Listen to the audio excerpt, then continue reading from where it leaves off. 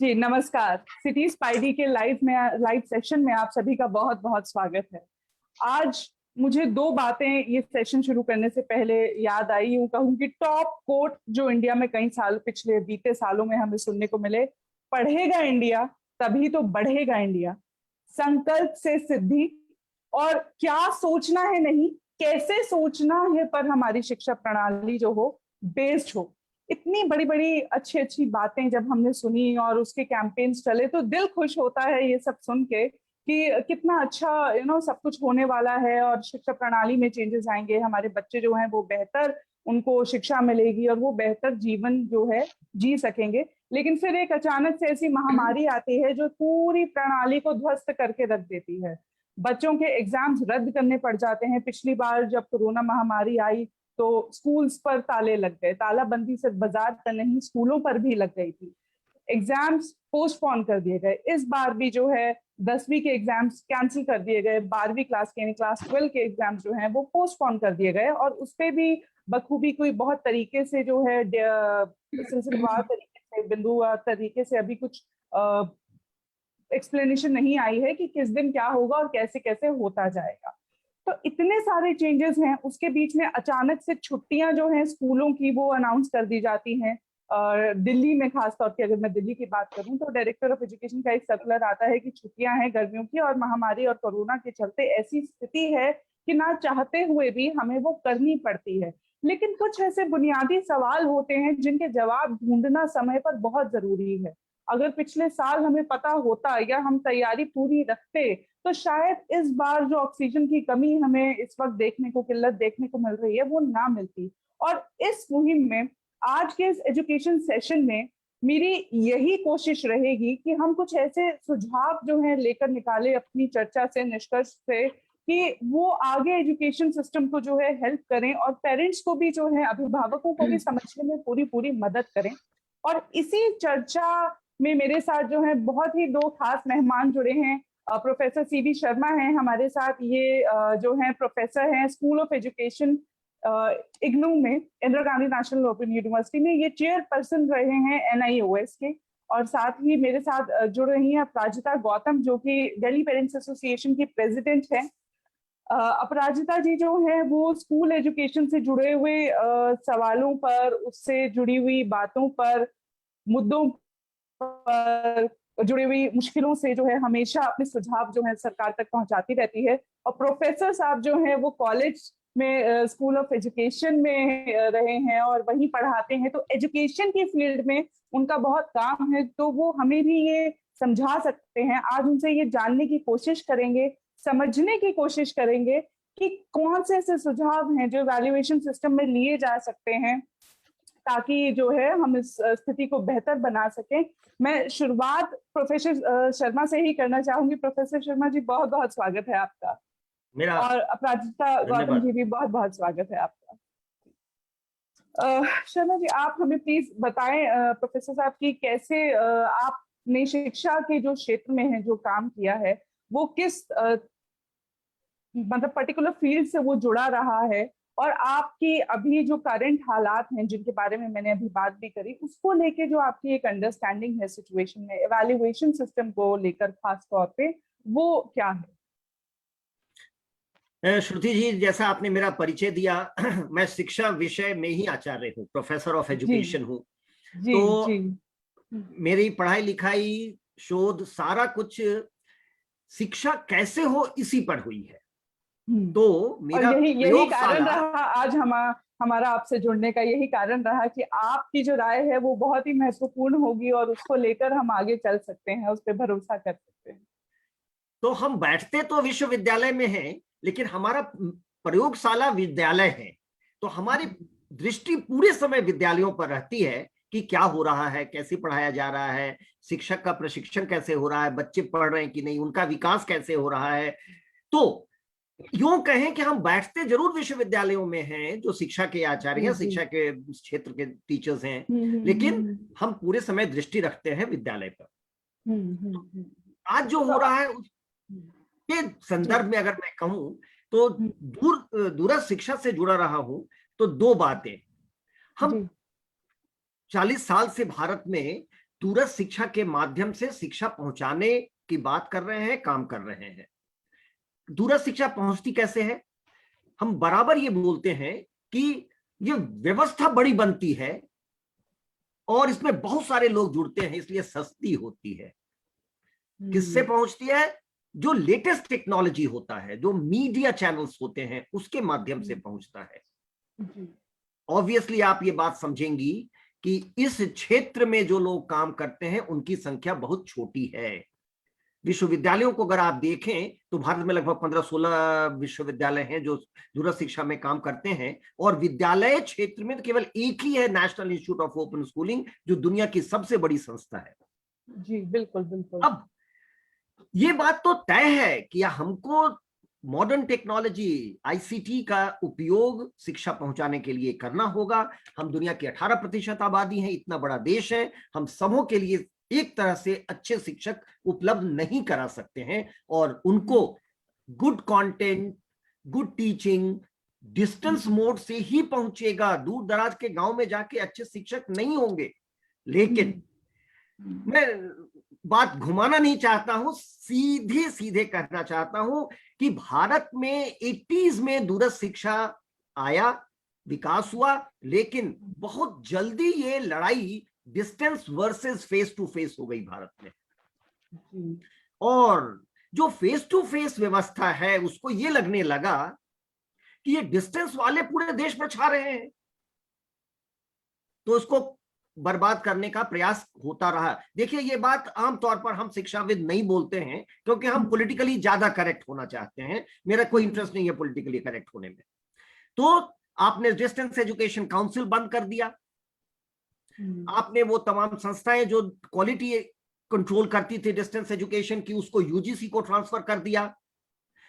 NIOS completely government control करती है। तो आप क्या चाहते हैं कि अब कैसे पढ़ाई कराएं? सरकार से पूछिए। आज की तारीख में मैं कई बार कई चैनल्स पर कहा हूं, जो अच्छा नहीं लगता है कहना, thank God corona came and the nation has realized, the world has realized the importance of distance education. कुदरत को बीच में आकर ये कहना पड़ा। आपने भी अभी कहा कि विद्यालय बंद हो गए। नहीं, विद्यालय बिल्कुल बंद नहीं हुए। 21 मार्च को लॉकडाउन लगा था। 4 April, go and test, check your my data, 4th April NIOS was online and my teachers were teaching from home and we were reaching all students across India at their homes, at their doorsteps. ये इसीलिए हो पाया क्योंकि हमारी तैयारी थी, हमने स्वयं बनाया था, हमने स्वयं प्रभा के चैनल्स चलाए थे, हमने तमाम मटेरियल ऑडियो वीडियो तैयार करके रखा था। तो मेरा ये कहना है कि टीचर्स की ट्रेनिंग गलत हुई। आपने जस्टिस वर्मा कमीशन रिपोर्ट पढ़िए, आपने कह दिया कि डिस्टेंस मोड से टीचर की ट्रेनिंग नहीं होगी। क्यों नहीं होगी? अब क्यों चाह रहे हैं टीचर्स डिस्टेंस मोड करें? What I will say is, first is that we have not been able to do justice with distance education in this country first. Second, हमको एक independent parallel system of distance education रखना चाहिए था, जो कि parallel system की तरह काम करता। इसको हमको यूजीसी के अंडर में या मिनिस्ट्री के अंडर में नहीं लाना चाहिए था। आज जो स्थिति हुई है, मैं ये कहूंगा कि दुनिया भर के देशों को अगर देखें तो आप पाएंगे कि भारत के शिक्षक और पूरी व्यवस्था बहुत जल्दी विद्यालयों तक पहुंची, बच्चों तक पहुंची, इसलिए नुकसान कम हुआ। लेकिन हमको और भी जोर देना चाहिए था। जैसे चर्चा आगे बढ़ेगी तो मैं और चीजों पर भी अपने विचार डालूंगा। बिल्कुल बिल्कुल बिल्कुल शर्मा जी, मैं आपसे एक प्रोफेसर साहब, मैं आपसे एक सवाल और चाहूंगी, उसके बाद मैं अपराजिता जी के पास आऊंगी। मैं आपसे ये भी जानना चाह रही थी कि जैसे आपने कहा कि आपने सारा जो है कंटेंट पहले से रेडी करके रखा था ताकि जब ऑनलाइन एजुकेशन शुरू होगी या डिस्टेंस एजुकेशन से तो आप वैसे भी यूं भी जुड़े रहे हैं, जब वो शुरू होगी तो आप बच्चों को पढ़ा सकेंगे। तो इतना टाइम जब आपने पढ़ाया या वो कंटेंट बच्चों ने देखा, तो आपको उसमें क्या प्रैक्टिकल कमियां दिखी कि एग्जाम्स लेने में? क्योंकि डिस्टेंस एजुकेशन का ये मुद्दा मैं इसलिए उठा रही हूँ, ग्रेजुएशन में तो ये है, इसमें से कौन सी सीख है वो हम लेकर जो है स्कूल्स में डाल सकते हैं? क्योंकि टीचर्स को अक्सर ये कंप्लेन रहती है या ये डर रहता है, फियर रहता है वैल्यूएशन सिस्टम को लेके कि बच्चा जो है चीटिंग कर सकता है। और और जो मनीष सिसोदिया जी का एक बयान मुझे जहां तक याद आता है कि उन्होंने कहा कि जो हमें जरूरत है, टीचर तो पहले से जानती है कि बच्चा कैसा है, तो उसके बेसिस पे भी हम जो है इवैल्यूएशन कर सकते हैं। यानी कि पूरा जो प्रणाली है वो 3 घंटे के रटे हुए मेमोराइज किए हुए कंटेंट को लिख के बताने की बजाय जो है उसमें ये किया जा सकता है कि उसको, बच्चे को ये इसकी इम्पोर्टेंस बताई जाए कि रोज क्लास अटेंड करना है, रोज जो है उसको समझना है, कॉन्सेप्ट की अंडरस्टैंडिंग क्या है, तो उस पे बेस्ड लर्निंग है। आपने अपने व्यक्तिगत अनुभव में क्या कमियां जो है वो पाई? उसके बाद जो है हम आएंगे अब ताजुल जी के पास, मैं उनसे सवाल करूँ। पुनः आपने मुझे एक झंझट में डाल दिया है। सिसोदिया जी डिप्टी चीफ मिनिस्टर हैं, बड़े पावरफुल हैं, उनको कोट कर दिया। मैं कई बार ये बात कहता हूं कि शिक्षाविदों को छोड़ के सब जानता है कि शिक्षा कैसे हो सकती है। सिसोदिया जी सब जानते हैं कि कैसे परीक्षा लें, कैसे पढ़ाएं, कैसे स्कूल चलते हैं, ये सब सिसोदिया जी को पता है। सचिव वैद्य गुरु तीन जो बोलहि प्रिय भयास, राज धर्म तन तीर कर होयहि वेगहि नास। मैं आग्रह करूंगा सिसोदिया जी और इनके तरह के तमाम नेताओं को, भगवान के वास्ते अपने विचार शिक्षा और परीक्षा पर न दें। इसका मतलब आप इस बात से आप सहमत नहीं हैं? बिल्कुल आप इस सहमत बात से नहीं है। सहमत नहीं हैं कि टीचर जो है वो इवैल्यूएट कर सकती है, साल भर जो है वो बच्चों को जानती है कि वो कैसे बिहेव करते हैं, तो मैं उसके कारण बेसिस दे पे रहा कर हूं। सकती है? जी मैं जी। हाँ ना में जवाब नहीं दूंगा, मैं कारण दे रहा हूं। हाँ बिल्कुल अगर बिल्कुल। पूरे देश के शिक्षकों को यह अधिकार दे दिया जाए, हर स्कूल के टीचर्स को ये लोभ होगा कि मेरे ही बच्चे को 99% क्यों नहीं आ जाए, ये बच्चा तो इतना बढ़िया है, इसको 99 आना ही चाहिए। Why do we have national assessments across the world? Every nation has a national assessment. आप कह रहे हैं टीचर को करने दे दीजिए, फिर टीचर जब 99% देके निकाल देगा तो क्या होगा? There is a very good book Freakonomics, America वैसे ने वैसे यही भी किया था। 100% बच्चों के आ रहे हैं, वैसे भी 100% आजकल बच्चों के आ रहे हैं, नहीं, तो आप क्या गलत राय है। देना इस चाहते पर हैं? इतनी जी। चर्चा हुई है कि मार्क्स स्पाइकिंग हम्म, हुआ है, तभी तो बोर्ड्स हम्म, आज के सकते में है। देखिए, हम्म, इसमें कोई शक नहीं कि आपने पहले तो टीचर्स को मार्जिन पर कर दिया। पहले उनको ये कहा आप बेकार हैं, आप किसी काम के नहीं हैं, आप पढ़ा नहीं सकते हैं, और तब कहा, अब आप कह रहे हैं कि टीचर्स के मार्किंग पर विश्वास करो। You have demoralized the whole teaching community of this country, I am sorry to say. And now you say कि इनको असेसमेंट का अधिकार भी दे दीजिए। अमेरिका ने ये किया था और कहा था कि जिन स्कूल्स के बच्चों को 95% से कम मार्क्स आएंगे उस स्कूल को बंद कर देंगे, टीचर्स को छुट्टी कर देंगे, बच्चों को दूसरे स्कूल में ट्रांसफर करेंगे। सभी बच्चों को 95 प्लस आ गया। पर ये कैसे You don't मुमकिन है कि decide. हर What बच्चा? I will say is there is a scientific method of assessment. Assessment is not the child's play.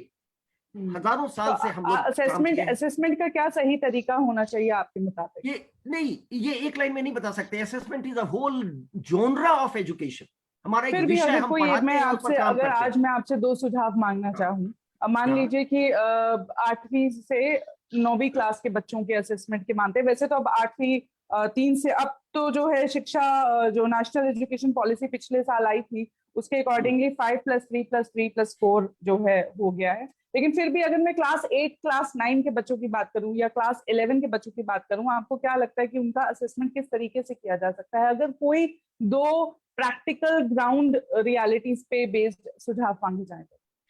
देखिए, मैं लगातार 2015 से 2020 तक राष्ट्रीय शिक्षा नीति से जुड़ा रहा था और जो विद्यालयी शिक्षा के ज्यादातर रिकमेंडेशंस से मैं वाकिफ था या मैंने उसको प्रभावित किया है। आप ये पाएंगी कि national institute of open schooling वो सब कर रहा है जो आपका राष्ट्रीय शिक्षा नीति कह रही है। हम लोगों ने उसको प्रैक्टिस किया है ना। उसमें क्या आप 2 सुझाव मांग रही हैं? पहला सुझाव, why have 1 day national test, we have on demand exam in iOS। आप कल देना चाहती हैं फिजिक्स 10th क्लास, आज ऑनलाइन भरिए, सेंटर पर जाइए, आपके लिए क्वेश्चन पेपर रेडी रहेगा, आप बैठिए और अपना फिजिक्स दीजिए, आपके बगल का बच्चा इकोनॉमिक्स दे रहा होगा। We have done that in an iOS। पूरे देश को आज जरूरत है कि आप 2000 एग्जाम सेंटर्स बना दीजिए, सैनिटाइज करिए, टीचर्स को वैक्सीनेट करिए, स्टाफ को वैक्सीनेट करिए, स्टूडेंट को वैक्सीनेट करिए, वो आएगा, परीक्षा देगा और जाएगा अपने मन से। Why do you have 1 day? अभी प्रधानमंत्री को आना पड़ा, इट्स वेरी अनफॉर्चुनेट। जो काम सीबीएसई का था, परीक्षा का डेट तय करना और परीक्षा का डेट आगे बढ़ाना, वो शिक्षा मंत्री और भारत के प्रधानमंत्री कर रहे हैं। जी। मेरा ये कहना है ऑन डिमांड एग्जाम करो, एग्जाम सेंटर्स परमानेंट बना दो, क्वेश्चन पेपर्स की कमी नहीं है, हमारे पास इतना बड़ा डेटाबेस है कि आप हजारों सेट निकाल सकते हैं, कोई लीकेज नहीं होगा, कोई चीटिंग नहीं बिल्कुल होगा। बिल्कुल, मैं इस बात से बिल्कुल पहली अग्री बात। करती हूँ कि हर बच्चे से अलग क्वेश्चन पूछा जा सकता दूसरी बात, है। नेशनल स्टैंडर्ड एक सेट कर दो। आज आपको बड़ी परेशानी हो रही है ना कि सीबीएसई में 99 आ रहा है तो बिहार बोर्ड में केवल 78 आ रहा है अपर, आप परेशान हैं। एक नेशनल असेसमेंट सेट करिए, एक तरह से बनाइए, जो कि आप देखेंगे कि राष्ट्रीय शिक्षा नीति में आया है, और ये समिति बन भी गई है, कमेटी बन गई है, और ये भी मैंने किसी तरह प्रभावित किया है कि सारे स्कूल बोर्ड्स को अक्रॉस द कंट्री, बड़ी 62 बोर्ड हैं स्कूल असेसमेंट के, इन सबको एक अम्ब्रेला के नीचे ला करके एक क्वालिटी मेंटेन करने की बात है। लेकिन कभी भी ये डिमांड नहीं होना चाहिए बिना परीक्षा लिए प्रमोट कर दो, बिना परीक्षा लिए सर्टिफिकेट दे दो। आप लोग समझ नहीं रहे हैं। देखिए, मुझे बड़ी परेशानी होती है, पेरेंट्स डिमांड कर देते हैं, अपराजिता जी बैठी हैं आज, वो भी बोलेंगी शायद, गवर्नमेंट डिमांड कर देती है कि नहीं नहीं क्या हो जाएगा, बच्चे बीमार हो जाएंगे, 10वीं को प्रमोट कर दीजिए। 4 साल बाद जब आपके बच्चे को कोई भी कंपनी जॉब नहीं देगी तो क्या होगा, हमसे आके पूछेंगे। I will give you an example, give me 1 minute. Supreme court में टीचर ट्रेनिंग का कोर्स का एक केस गया, अपियर होना पड़ा हमको वहां कोर्ट में, और जस्टिस जो सुनवाई कर रहे थे कहे कि शर्मा जी, ये आपका पढ़ाया हुआ टीचर है, ना अंग्रेजी बोल सकता है ना हिंदी, कैसे पढ़ाए थे इसको। मैं क्या बोलता पलट के, मुझे यही कहना पड़ा कि सर हमने तो पढ़ाया नहीं, नेताजी तय करते थे कब पढ़ाया जाए, कैसे पढ़ाया जाए, क्या सर्टिफिकेट दिया जाए, किसको पास किया जाए, हम पर छोड़ दीजिए ना। आपका बच्चा है, आप तय करती हैं कि सर ये स्कूल तो नहीं आ पाएगा, ये क्लास में बैठ तो नहीं पाएगा, लेकिन इसको 90% आना जरूरी है सर। अरे पढ़ाना हमको है, एसएस हमको करना है, सर्टिफिकेट हमको देना है, स्टैंडर्ड्स आप तय कर रहे हैं। Who are the leaders and politicians to decide on that? If you think we understand education, let us do it, let us do it. आप केवल इतना तय करें इस कि बात पे मैं पढ़ाएंगे पूरी तरह हालांकि पॉलिटिशियंस आपसे इत्तेफाक या नहीं रखती, पढ़ाएंगे क्योंकि मैं टीचर्स। जानती हूँ कि नेताओं का जो डायरेक्शन होता है, मुझे लगता है वो भी बहुत ज्यादा जरूरी है कि वो बताएं। पर हाँ, मैं ये बिल्कुल मानती हूँ कि ब्यूरोक्रेट्स या कंसर्न डिपार्टमेंट्स जो हैं, ये काम उन्हीं का है। अगर कोई मेजर फैसला लेना है तो वो हमारे लीडर्स को लेना है, लेकिन वो पूरा जो फीडबैक है वो एक प्रॉपर तरीके से जो है, चैनल से जो है वहां तक जाना चाहिए, तब कोई मेजर डिसीजन पे आना चाहिए। अपराजिता जी, मैं आप पर आऊंगी, आप इस बारे में क्या कहना चाहती हैं वैल्यूएशन सिस्टम को लेकर, और खासतौर पे अभी 10th प्रमोट कर दिया, ठीक है, आपने इस साल तो बच्चे प्रमोट कर दिए, अब आप फिर अगले साल दोबारा क्या करेंगे? तो इस साल अगर हमने नहीं बनाया कोई सिस्टम, ठीक है मैं मानती हूँ इस बार कर दिया, जो हो गया सो हो गया, अगर इस बार अभी सिस्टम नहीं बना तो हम अगले सालों का क्या देखेंगे? क्योंकि कोरोना की क्या गारंटी है कि वो अगले साल नहीं आएगा। डॉक्टर्स प्रतिनिधि से भी जहां मेरी बात होती है, मैं समझ सकती हूँ कि शायद कैमरा पर आके कोई कहना ना चाहे, लेकिन बहुत सारे डॉक्टर्स ऐसे हैं, मेडिकल फील्ड से जुड़े लोग ऐसे हैं जिनका मत ये है कि थर्ड वेव आ सकती है और वो आएगी। देखिए, सबसे पहले तो आपका शुक्रिया, आप इस टॉपिक को लेकर आए। और दूसरी बात, जैसे यहाँ पर शर्मा सर हैं, क्योंकि वो एजुकेशनिस्ट हैं, वो डेप्थ में इन चीजों को जानते हैं। तो सबसे पहले तो मैं आती हूँ इवेल्यूशन की बात। जैसे शर्मा सर ने अपनी बात बताई कि एनआईओएस में पहले से तैयारी थी। आज हमारी ये चर्चा इसीलिए हो रही है, इसीलिए हम ये बोलेंगे कि पेरेंट्स की तरफ से ये भी डिमांड हमारी तरफ से भी रखी गई कि 10th के बच्चों को आप इवेल्यूएशन करके, इंटरनल असेसमेंट करके पास कर दीजिए। क्योंकि हम जानते हैं कि अभी हमने जो आधारभूत काम करने होते हैं वो किसी ने नहीं किए। अब आपने बोला कि थर्ड वेव आएगी, फोर्थ वेव आएगी, हमें ये पता है, बट क्या एक्चुअली स्कूल लेवल पे या शर्मा जी जैसे शिक्षाविदों को ऐसी कमेटीज में बैठा के ये सोचा गया था, पहले प्लान बनाया गया था कि अगर हमें बोर्ड को कैंसिल करना पड़ा, ये सिर्फ बोर्ड नहीं है, मैं आपको लास्ट ईयर का बता देती हूँ, नीट भी पोस्टपोन हुआ था। एक टाइम उसको कैंसिल करके पोस्टपोन करना पड़ा था, और दूसरे टाइम जब करना पड़ा था उस टाइम पे केसेस बढ़ गए थे। तो ये ऐसा नहीं है कि कोरोना जा रहा है, आप बिल्कुल सही कह रहे हैं। तो यहाँ पर एक होता है कि हमें अभी फिलहाल एज ऑफ नाउ हम क्या सॉल्यूशन दे सकते हैं, जो पेरेंट एसोसिएशन ने डिमांड की। और शर्मा जी की बात से मैं पूरी तरीके से सहमत हूँ, क्योंकि अगर शिक्षाविद बैठते हैं, कोई प्रॉपर सॉल्यूशन देते हैं और एक्सपर्टीज लाइक दिस, तो लाइक हिम, तो उससे ये फर्क पड़ता है कि इवेल्यूएशन जो भी होता है वो लार्जर पर्सपेक्टिव में हो रहा है, नंबर 1। नंबर 2, जैसे इन्होंने भी कहा खैर हमने फिलहाल डिमांड की आप इंटरनल असेसमेंट कीजिए। मैं सर की बात से इसलिए सहमत हूँ क्योंकि अगर लार्जली देखा जाए कि वहां टीचर के ऊपर रिस्पॉन्सिबिलिटी आ जाती है, प्लस यहाँ टीचर और स्कूल डेफिनेटली गेम खेलेंगे, ये बात भी हम जानते हैं। क्योंकि यहाँ पर शायद मैंने आपको लास्ट टाइम आपके शो में भी बताया था, या एक शो में मैं थी, वहां हमने बताया था कि स्कूल में जब प्रैक्टिकल्स हो रहे हैं ना, टीचर या इन्विजिलेटर जो आते हैं वो पैसा मांगते हैं कि मैं तुम्हारे मार्क्स ज्यादा कर दूंगा, 2000 दे दो, 5000 दे दो, और बच्चे दे देते हैं क्योंकि एक एक मार्क्स बोर्ड के लिए बहुत मायने रखता है। और ये मैं केस बता रही हूँ 12th का, जहाँ के ऑब्वियसली जिसके मार्क्स आपकी पूरी लाइफ के लिए करते हैं। बट यहाँ पर वही बात हो रही है कि पेरेंट एसोसिएशन की जो डिमांड रही, वो सिचुएशन को देखते हुए ये भी पता है मूर्खों के हाथ में, मैं माफी चाहूंगी शब्दों के लिए, कि जो डिसाइडिंग अथॉरिटी है उनके पास कोई विजन नहीं है, वो विजनलेस लोग हैं। तो इसीलिए वही वाली बात है, जब हमने डिमांड की, फिलहाल ये डिमांड की जो बेस्ट हो सकता है, तो हमने बेस्ट अपने हिसाब से अपना बेस्ट डिमांड की, हमें वो सॉल्यूशन मिला। बट आई एग्री, आज के डेट में इवेल्युएशन सिस्टम, अभी आपको देखिए सीबीएसई ने बोल दिया कि आप 10th का इंटरनल असेसमेंट कीजिए। एक चीज मैं आपके साथ आपके चैनल में शेयर करना चाहूंगी, जब भी एक साल जब बच्चा 10th का पढ़ता है, बहुत सारे प्रैक्टिकल एस्पेक्ट्स हैं मेरे सामने, मतलब एग्जांपल्स भी हैं कि जहां बच्चे को पता है यार मेरा तो 10th बोर्ड होगा, मुझे तो सीबीएसई जाके देना है, अपना बेस्ट शॉट तब मारूंगा, वो रेगुलर पढ़ाई में ज्यादा ध्यान नहीं देता, वो यूटीज में ज्यादा ध्यान नहीं दे रहा, एक एस्पेक्ट ये।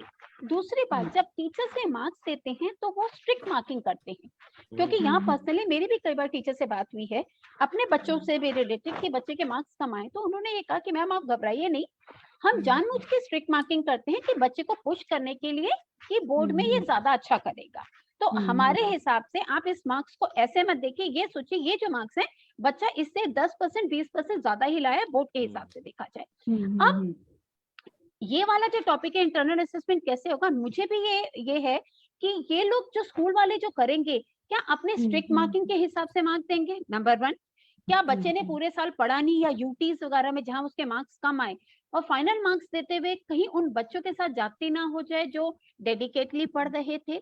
तो यहाँ आज की डेट में जब हम बात कर रहे हैं, बोर्ड कैंसिलेशन अनाउंस हो चुका है 10th का, मेरे को नहीं लगता अभी तक सीबीएसई की तरफ से प्रॉपर कोई गाइडलाइन आई है कि स्कूलों को किस हिसाब से इंटरनल असेसमेंट के मार्क्स देने हैं। शर्मा जी, अगर if I am wrong please correct मी, क्योंकि मैं बीच में एक सवाल और मैं बीच में करना चाहूंगी कि हमारे व्यूअर्स में से रजनी पूछ रही है कि online education is not friendly for students of pre primary and primary students, छोटे बच्चों पर भी आ रहे हैं। एक छोटी सी लाइन लेंगे, फिर वापसी 10वीं के बच्चों के और सीबीएसई के सॉल्यूशंस पर आएंगे। लेकिन जो फिलहाल का सिनेरियो है वो it's not favourable for classroom education as well, तो इसका सॉल्यूशन जो है आपकी नजरों में क्या हो सकता है? ये प्रश्न मुझसे है शर्मा जी से, पहले तो ये प्राचिता जी मैं आप ही से पूछ रही हूँ, उसके बाद 10वीं बिल्कुल सही कह रहे हैं, वापस आके फिर हम शर्मा जी। आप बिल्कुल सही कह रहे हैं, क्योंकि देखिए जैसे शर्मा जी ने बताया कि हमने फिजिकल एजुकेशन पे इतना जोर डाल दिया कि एनआईएस को ध्वस्त कर दिया।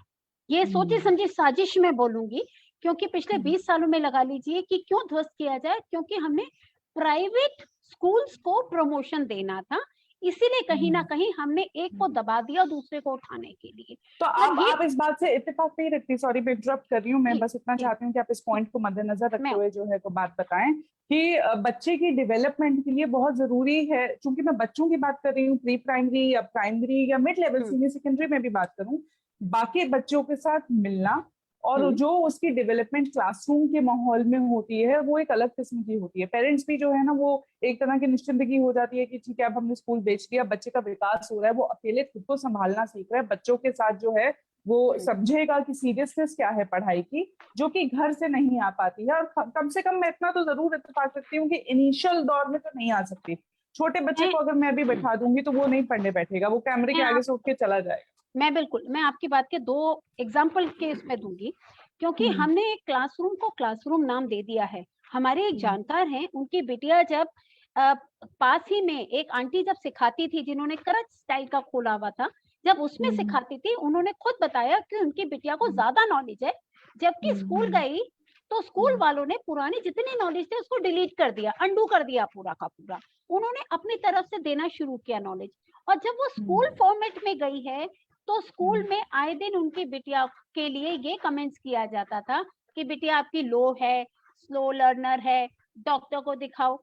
ये देखिए यहाँ पर मैं कनेक्शन दिखाना चाह रही हूँ, जो बच्चा एक्स उसमें बहुत अच्छे से परफॉर्म कर रहा था, वाई में आते के साथ डिस्टर्ब हो गया, बट जब उन्होंने वापस स्कूल से निकालकर उस वापस एक्स में डाला, बच्चा फिर से ब्रिलियंट हो गया। यानी कि बच्चे में कोई कमी नहीं है, जो हम स्कूल सिस्टम बना रहे हैं। प्लस एक सबसे बड़ी बात मैं कहूंगी, जो एजुकेशन हमें दे रहा है, यानी कि टीचर्स को अपने सब्जेक्ट के प्रति कितनी नॉलेज है, यहाँ इस बात पे जोर भी दिया जाना चाहिए।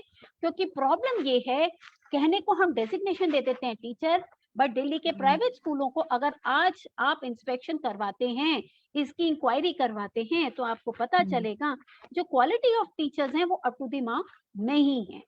तो यानी कि हम क्वालिटी एजुकेशन की बात करते हैं, बट क्वालिटी जब टीचर्स में नहीं होगी, दैट इज द रीजन हमारी क्वालिटी एजुकेशन वो दिन पर दिन घटती जा रही है।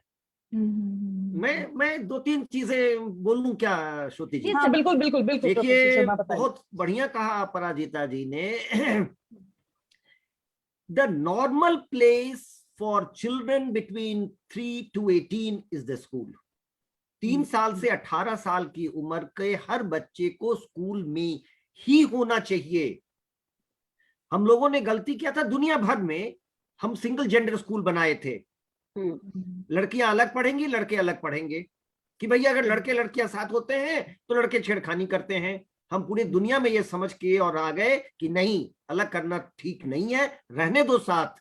कुछ करेंगे फिर सीखेंगे, फिर डांट पड़ेगी, दोस्त ही पीयर ग्रुप उसको कहेगा, अरे कैसा आदमी है तुम कैसे ऐसा कर सका, और हम साथ रहना सीखेंगे।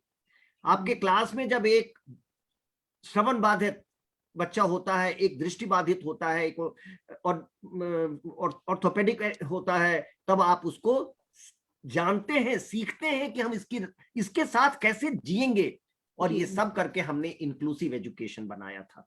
स्कूल का मतलब केवल नॉलेज ट्रांसफर नहीं है, it is learning to live together. इसलिए मैं जब भी कि मैं कह रहा हूं कि मैं दूरस्थ शिक्षा का विद्यार्थी हूं, टीचर हूं, और दूरस्थ शिक्षा के पक्ष में है, लेकिन 3 से 18 साल के बच्चे के लिए दूरस्थ शिक्षा द मोस्ट एप्रोप्रिएट फॉर्म नहीं है।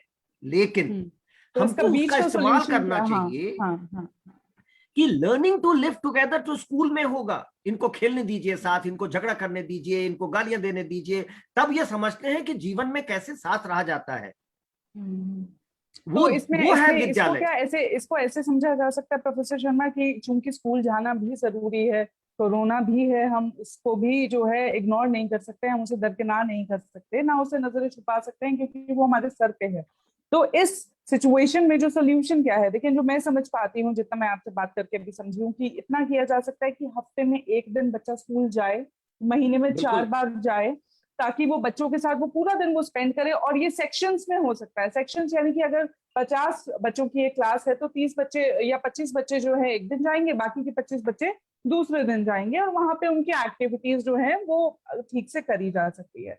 तो ये सॉल्यूशन है। और उसके अलावा जो है उनकी जो ऑनलाइन क्लासेस हैं वो जरूर रोज होती रहे, उनको एक ये आदत डालनी पड़ेगी, ठीक है बच्चा मेरे साथ नहीं है, मेरे से फिजिकल कांटेक्ट में नहीं है, फिजिकल डिस्टेंसिंग हम प्रमोट भी कर रहे हैं, और बच्चों को बचाना बहुत जरूरी है क्योंकि भारत का भविष्य है। तो ऑनलाइन एजुकेशन है, अब वहां पे वो ऑनलाइन जो है क्लास अटेंड कर सकते हैं। तो इस बात से आप सहमत हैं? बिल्कुल। देखिए थोड़ा थोड़ा करके हमको, अभी आज की स्थिति में हम नहीं कह रहे हैं क्योंकि आज एकदम विस्फोट हुआ है कोरोना का, हम आज की स्थिति के लिए नहीं कह रहे हैं। अदरवाइज हमको बच्चों को हर एक स्कूल एक दिन एक क्लास को बुलाए, उसको मिलने दे, बात करने दे, घूमने दे, टीचर्स की समस्याएं। देखिए कई चीजें आपका बच्चा भी आपसे शेयर नहीं करता है, टीचर से शेयर करता है या पीयर ग्रुप से शेयर करता है। आपके घर में आपकी बिटिया होगी, आपसे नहीं शेयर की, जाके अपने दोस्त से करेगी, वो अपनी माँ से करेगी, उसकी माँ आपको फोन कर देगी, अरे आपके घर से हमको ऐसा पता चला है। हम लोग ये समझते हैं कि ये जरूरी है। तो मेरा ये कहना है ये बच्चों को मिलना चाहिए, और स्कूल्स को इतना स्ट्रिक्टली लॉकडाउन में नहीं रखना चाहिए, हमको इंतजाम करना चाहिए। हम आज इमरजेंसी केवल कोरोना पेशेंट्स के लिए देख रहे हैं। You are forgetting 40 crore children are in school, 40 crore, 1/3 of the population, और उसको आप लॉकडाउन में रखें, उसके लिए कुछ भी नहीं सोच रहे हैं। ये सब मेंटली इल हो रहे हैं बच्चे, इनको मिलना बहुत जरूरी है। बिल्कुल बिल्कुल, पिछला एक साल वैसे भी बेकार हो चुका है। अब प्राचिता जी आप कुछ कह रही हैं? मैं आप दोनों की बात से सहमत हूँ, बट मैं आपको कुछ अब प्रैक्टिकल एस्पेक्ट्स बताती हूँ। हाँ बिल्कुल। जनवरी में जब 10th और 12th के लिए स्कूल खुलने की घोषणा हुई, उसके बाद 9th और 11th की भी हुई मार्च में। अब हम बात कर रहे हैं, ऑर्डर तो आता है कि आप यही जो आप बता रहे हैं कि आप थोड़े बच्चे, वो मतलब आप सिलेक्टिव बच्चे बुलाइए, आप एक दिन छोड़ के एक दिन बुलाइए, कुछ बच्चे मॉर्निंग में बुला लीजिए, कुछ बच्चे इवनिंग में बुला लीजिए। बट अब बात करते हैं प्रैक्टिकल की, तो यकीन मानिए शुरू के 1-2 दिन तो स्कूलों ने नौटंकी करते हुए लिटरली पूरा अपना प्लानोग्राम दिखाया, एसओपी दिखाया, हम सैनिटाइजर भी रख रहे हैं, हम सब कुछ कर रहे हैं, बट आफ्टर 2 डेज सब कुछ गायब था। दूसरी बात, सरकार ने इन्हीं ऑर्डर्स में बोला था कि ऑफलाइन क्लास भी चलेंगी, ऑनलाइन भी चलेंगी। जो बच्चे जाना चाहते हैं स्कूल, वो उनको भेज दीजिएगा, वो पेरेंट की एनओसी के साथ जाएंगे और साथ साथ ऑनलाइन क्लास चलेंगी। बट श्रुति, मैं आपको बता रही हूँ, 99% स्कूल्स ने online class then and there बंद कर दी। अब आते हैं हमारे शिक्षा मंत्री, शिक्षा विभाग, ढेरों कंप्लेंट्स चली गई हैं, मजाल है किसी एक कंप्लेंट पर भी कार्रवाई हो। प्रॉब्लम ये है कि हम ऑर्डर तो बड़े अच्छे निकालते हैं, वाहवाही भी लूट लेते हैं, सारा मीडिया चैनल उसको कवर कर लेता है। लेकिन लेट्स बी स्पेसिफिक। हम इस जो चर्चा को है और 10 मिनट में जो है इसको क्लोज करेंगे, लेकिन उससे पहले लेट्स बी वेरी स्पेसिफिक कि जैसे आदेश की आपने बात कही, फीस का मुद्दा उठा था, तो फीस के लिए कहा गया था, कितने स्कूलों ने माना वो आप सबके, हम सब लोगों के सामने है। फिर बात आई कि अब चूंकि कह दिया गया कि एनुअल फीस या बाकी के जो एक्स्ट्रा एक्सपेंसिव चार्जेस होते हैं वो आप नहीं लगा सकते, तो एक नया तरीका जो आया वो यूनिफॉर्म का आया और डिसिप्लिन को लेकर आया कि नहीं, हम जो है डिसिप्लिन एनफोर्स करना चाहते हैं बच्चे को, कि लगे कि एक माहौल जो है स्कूल का क्रिएट हो रहा है। तो आपको नहीं लगता कि ये जो माहौल है, स्कूल यूनिफॉर्म पहन के बच्चे को बिठा देना, ये उसको ज्यादा स्लेवरी की तरफ लेके जा रहा है कि यस सर वाले माहौल की तरफ? क्योंकि डिसिप्लिन, बच्चा रोज क्लास अटेंड करे, वो ज्यादा जरूरी है, टाइम पर अटेंड करे, क्योंकि हम ये इस बात को इनकार नहीं कर सकते कि पेरेंट्स की रिस्पॉन्सिबिलिटी बढ़ गई है, स्पेशली प्राइमरी बच्चों को लेके, छोटे बच्चों को लेके, जिनके माँ बाप पहले उन्हें स्कूल छोड़ के चले जाते थे और उनको पता था कि एक सीमित समय पे मेरे को उसको ठीक समय पे लेने जाना है और मेरी जिम्मेदारी होगी। अब अगर मैं उसके साथ नहीं हूँ, वो नहीं पढ़ेगी, मैं नहीं पढ़ा पा रही, तो बच्चा भी नहीं पढ़ता। मेरे पास करिकुलम आता है, मैं उसको पढ़ा देती हूँ, जितना पढ़ाती हूँ वो एग्जाम दे देती है और अच्छा भी कर जाती है उसमें, लेकिन फिर भी जो एक सेंस डेवलप होती है रोज बिठाकर उसको पढ़ाने की, वो भी नहीं हो पा रही। तो इस पर आपकी जो है, मैं एक राय और लेना चाहती हूँ कि फीस को लेकर और यूनिफॉर्म वाले जो मामले को लेकर। देखिए, फीस का मामला मैं बता देती हूँ। दिल्ली सरकार ने पिछले अप्रैल में ऑर्डर निकाला, उस पूरे साल उस ऑर्डर का वॉल्यूशन हुआ, सरकार ने कुछ नहीं किया। दूसरा, इस साल कोई ऑर्डर इन्होंने फ्रेशली नहीं निकाला है और इस साल सब स्कूल बड़ी भी फीस दे रहे हैं और हर एड में फीस दे रहे हैं। मतलब मैं सिंपल बोलूं तो शब्दों में, हर स्कूल में त्राही मची हुई है। शिक्षा विभाग और शिक्षा मंत्री पूरी तरह से सो रखी है। अब आती है आपकी यूनिफॉर्म की बात। यस, देखिए, यूनिफॉर्म पहन के बच्चे को बैठने के लिए हम स्कूलों में मना नहीं कर रहे हैं, हम यहाँ पर ये लॉजिक दे रहे हैं जब फाइनेंशियल कंडीशन पेरेंट्स की खराब हो रही है। और यूनिफॉर्म की बात कहाँ हो रही है? प्राइवेट स्कूलों में। और प्राइवेट स्कूलों में कौन पढ़ाते हैं? बिजनेसमैन या आप जिनका अपना कोई प्राइवेट जॉब होती है ज्यादातर। तो ज्यादातर जो प्राइवेट जॉब और बिजनेसमैन का, उनका ठप हो चुका है। What is more important? Education is more important.